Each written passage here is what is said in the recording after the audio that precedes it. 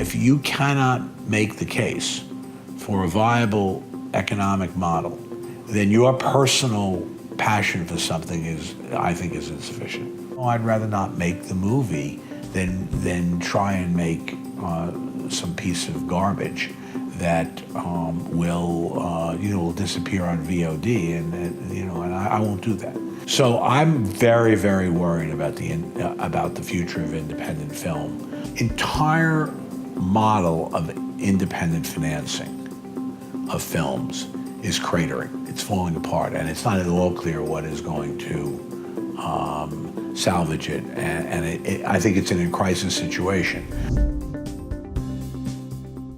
I'm Robert Cort. I'm an independent producer, and I've been producing for about 32 years. Just finished my 57th film, and before that I was a studio executive at 20th Century Fox and Columbia Pictures, and before that a management consultant at McKinsey & Company. So I've been around the business and involved in the business for the better part of 35 to 40 years.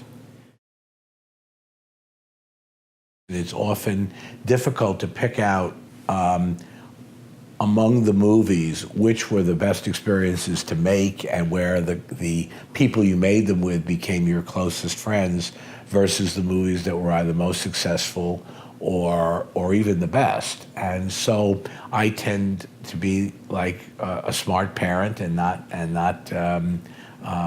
pick out individual films, but certainly I've been fortunate to be involved with some great comedies like Three Men and a Baby and Revenge of the Nerds and the Bill and Ted series and Runaway Bride, and I love comedy, so that's certainly those are movies that mean a lot to me. And also, the dramas like Something the Lord Made, which we did for HBO, which won the Best Picture, the Emmy for Best Picture, and several other awards. Save the Last Dance, which was a terrific interracial love story, and really was one of the first of that. Mr. Holland's Opus, which is a movie that's extremely close to my heart, as I think one of the great teacher movies, and that's a great genre to be a part of. And I had a small romantic comedy called Cutting Edge, in which I met my best friend and sort of my brother in life, Paul Michael Glaser, who was the director. So that's one where the experience of making the movie the movie was successful, but it was the personal relationships. So that's the thing I would say about my career is that I've been incredibly fortunate as a producer to have as many opportunities as I've had. I think in choosing projects today versus in choosing projects for the bulk of my career is a very different situation. I think through probably 2000 and maybe into the early aughts, through maybe 2003, 2004, 2005, and then it ends. The movies that I wanted to make were emotionally driven, character-driven, reality-based movies, largely. And those were the movies that studios wanted to do. And so I was involved in very little independent film during that period of time. Probably the only exception on the fantasy versus reality are Jumanji and Bill and Ted. But basically, my tastes, my sense of the audience's tastes and the studio's tastes were all aligned. Starting in 2000 and then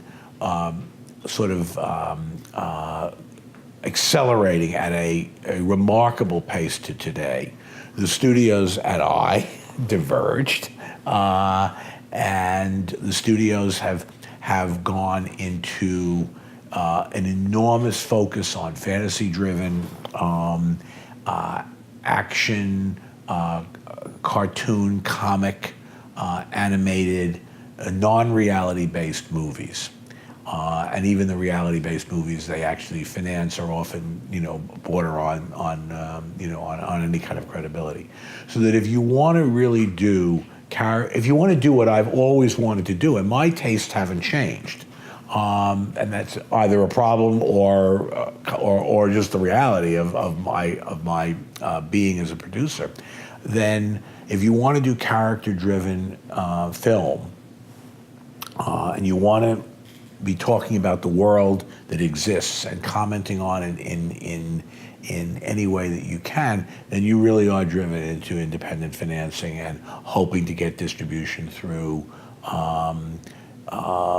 if not the major studios, through some of the mid-level distributors. So when I start projects today, I'm almost always thinking about independent financing for them. And if perhaps some subsidiaries of the studios, the Lionsgates of the world, and the Focuses and the Fox Searchlights, and as opposed to the main bodies in the studios, because the main bodies in the studios rarely are going to want the kind of projects that I'm passionate about. The model that we've used to independently finance movies for the last several years has been, if you take 100% of the financing pie, 20 to 25% of it was going to come out of rebates from states or foreign countries in which you could shoot the movie.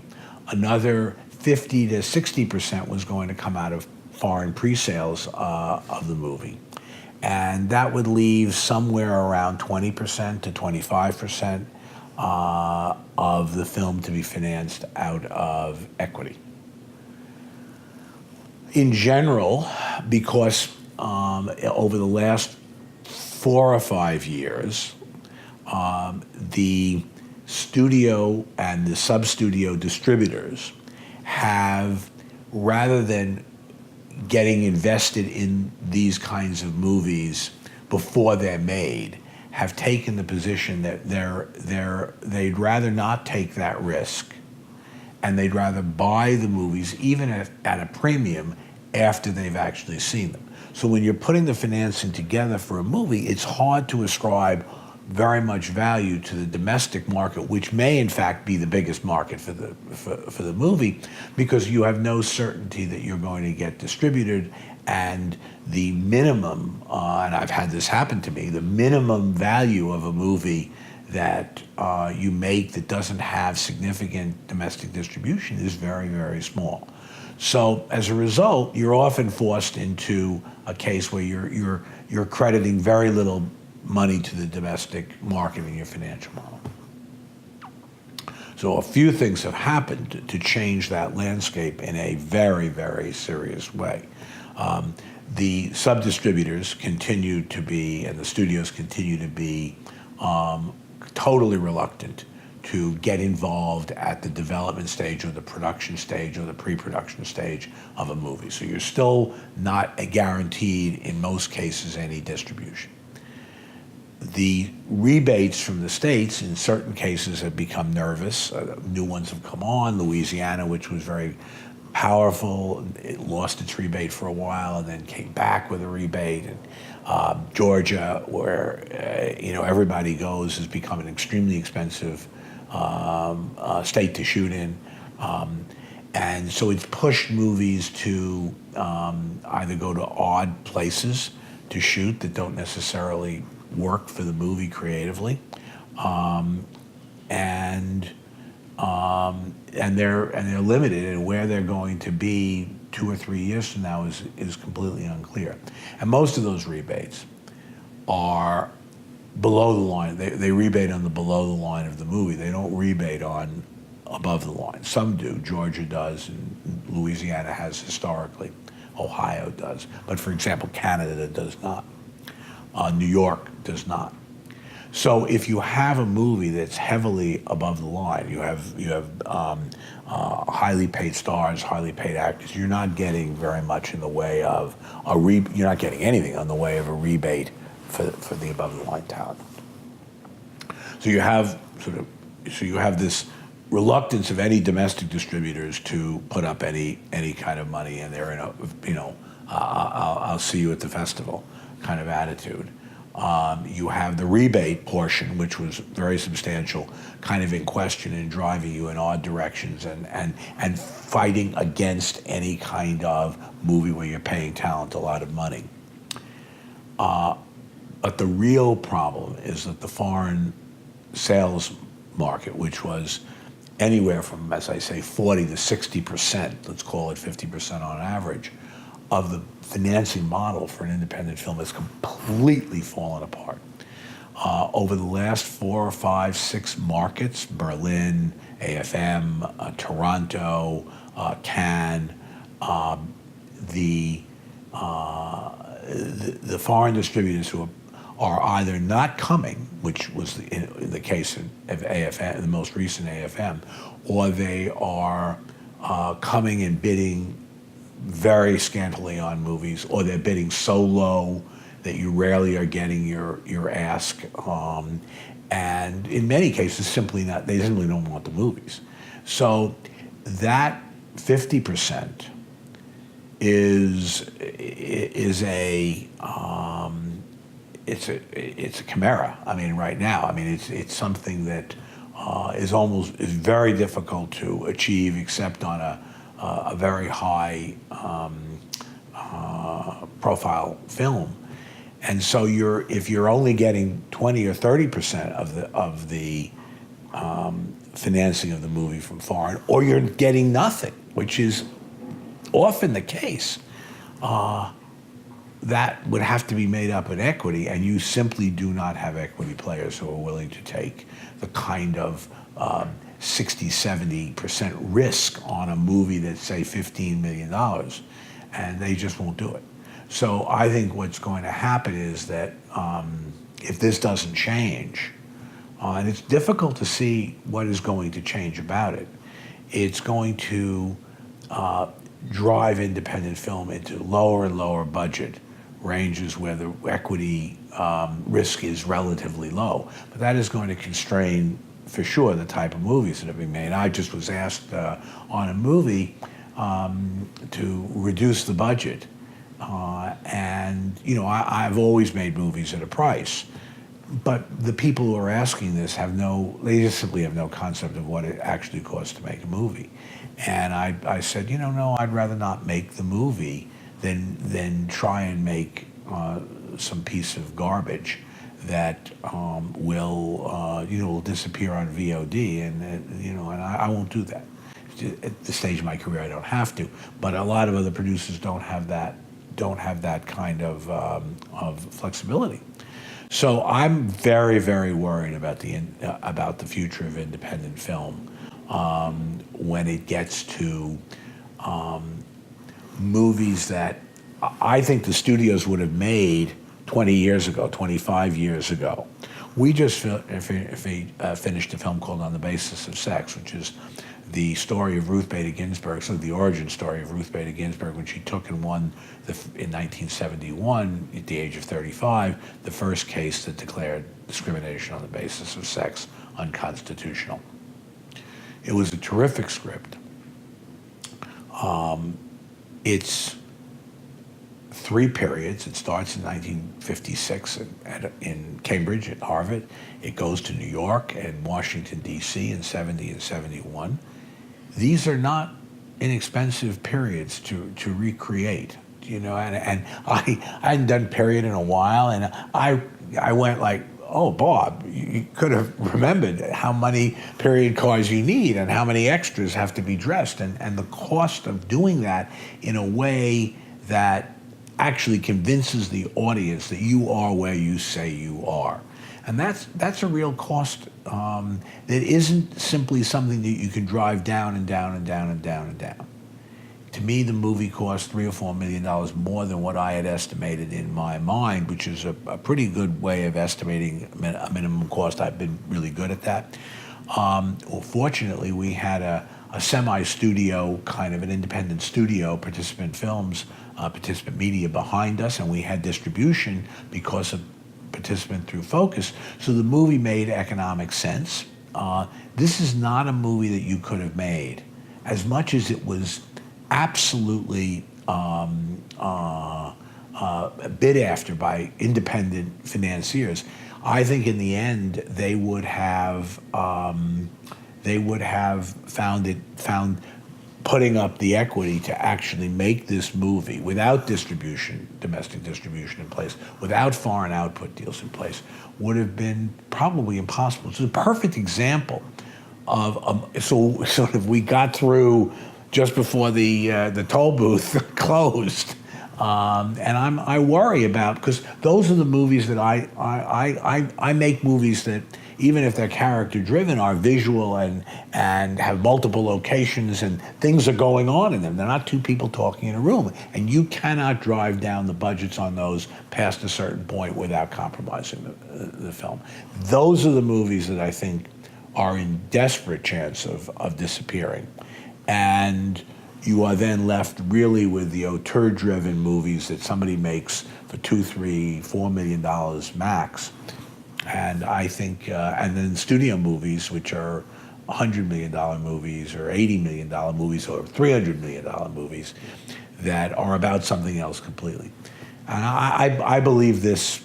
I believe this crisis, if there is no solution to it, will hasten the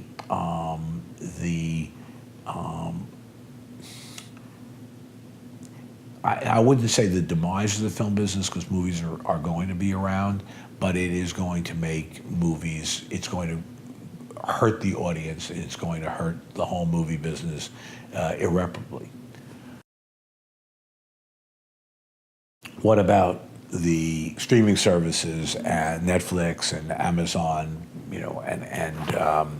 as a different financing source? I think they are obviously becoming more and more important because they have the money. In some cases, I think they're throwing money after projects that I'm not sure why they're doing it, but they're smart people. So I've not approached them on any of our projects, so I don't know. But the problem is in general, these are movies that then go out through their streaming services. They are not They are not movies that are principally released in a theatrical, in theaters that have runs in theaters and so forth, broadly across the country. I grew up on that. I love the theater experience. I think movies play very differently. I know it. I've done enough research on it. They play differently, and in theaters, and the experience of being with an audience with a movie in a theater is radically different than being by yourself or with 2 or 3 friends. And so, yes, it's a way of telling stories, a way of reaching a lot of people. Is it the same? No, it's not. When I'm putting together a project, I'm kind of immediately looking at all of the potential financing sources. Well, where can we shoot the movie that gives us some form of rebate? Who are the potential equity financiers? How much equity am I ultimately going to be looking for? And what do I think I can get in terms of foreign sales? For which, you have some, as a producer, you just have some sense of that. I mean, if you don't, you're not going to make many movies. I mean, it's what you're supposed to do. But certainly you can call a salesperson and say, well, this is the kind of package we're contemplating. You may be doing this before you even try and put the package of talent together. Foreign sales agents are almost always driven by the prominence of the actors involved, whether they're the right actors, and is another story, and of course getting those actors is incredibly difficult. So you're looking at all of these to see whether this is a viable project. And I've now put up, as we start to develop a project, I've now put up a much tougher screen to go through. So for me, with any project, starting any project, the first thing I say is, what does this mean to me? It's not, I don't initially even think about the audience. I think about, do I have a real passion and interest in telling the story? Because I know if I don't, if it's just a piece of business, it's just too difficult to get it done, and I will lose interest in it and it will go away. So that first screen is a personal one, and it's the great advantage of being an independent producer and of being someone who has a passionate caring about telling stories. And once I've gotten past that bar, then immediately the next bar is, not, fine, you're interested in it, Robert, who else is going to be interested in it?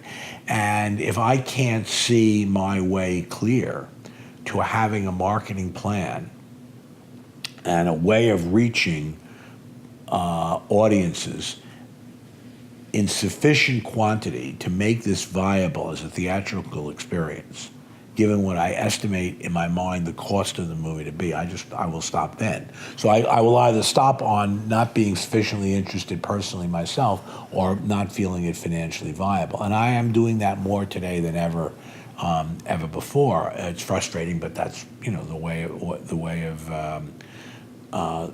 the world. But my background, when I started in this business, I was running marketing at Columbia and Fox, and my department was responsible for releasing 100 movies during that period of time. And what I learned, the amount of disappointment, the amount of happiness at times when you would see the grosses and go, yes, and you go, oh my God, we didn't, and I learned a lot about the marketplace. And so I bring that always to the movie. So that's my advantage, or I think personally my advantage of being able to make a marketplace assessment. So when we started on the basis of sex 6 years ago, I knew in my mind how we were going to reach the market. Now, a whole lot of things could have happened during the course of that to nullify it. None of those occurred, or certainly, and so we were able to make it, and to be able to sit with the people at Focus and participant and say, here's how we're going to market the movie. And I have no doubt that if I haven't seen our movie yet, we just finished, but if it is what I hope it to be, then I believe we have a really very viable commercial venture. And when you're spending in excess, when you're spending, well, any money for sure, but when you're spending in excess of $10 million on a movie, somebody's risking money somewhere. And that's a lot, that's money. And if it's personal money, if it's an individual's money as opposed to a studio's money, you have even more responsibility as an independent producer. Studios are in the business of taking these risks. That's what they do. And I've always been incredibly responsible to them. But in any portfolio, that's what it's going to be, and the studio moves on. And yet, in the early days of my career, when I was at Columbia, and we had Close Encounters of the Third Kind in the Deep, the studio hung on those movies. Today, the studios don't hang on anything because they're so backed up by huge media empires. But I remember the nervousness inside Columbia Pictures when those movies came, because if they had failed, the studio would have been close to going bankrupt. Which studios went bankrupt in the late 60s? So it wasn't unheard of. That's unheard of today with big studios. So I have an acute sense of responsibility to the financing entity. And if you cannot make the case for a viable economic model, then your personal passion for something I think, is insufficient. Go, go paint a picture. It doesn't cost you anything except the canvas. Well, I think for young producers or even relatively fresh and new financiers, I think you have to have sort of two things. You have to have your own instincts around the business, and you have to have your own you have to be to some degree driven by your own passions, because this is a business of that. It's not a good business in terms of it's hard to make this a margin business. It's not a margin business. Grocery business is a margin business. This is a passion-driven business. It's always going to be the case. It's what's beautiful about it. What makes me still doing it after 40 years, when I long since, knock on wood, which is not a knock on wood, don't need to do it. So I think you have to have that, and then I think you have to align yourself with responsible people who have had track records and who can guide you and advise you and have a sense of responsibility for your time, effort, passion, and money. And I always advise, I teach at the American Film Institute, I always advise our young producers to try and align themselves with people who are both going to be mentors and going to keep you involved in the project. But trying to do it all on your own, as a producer, first of all, it's hard. You can do it. Some people manage to do it. You can avoid a lot of mistakes if you're and as financiers, I think the idea of how many people have lost money by being completely naive and fleeced in this business is terrible, and it's hard. It's hard to pick out who is real, but it's doable. You spend time with people, you ask and do your due diligence about who's real and who's not. You can really reduce your risk and increase the chance that you're going to have a positive experience, even if the movie doesn't make money, that the experience is going to be positive.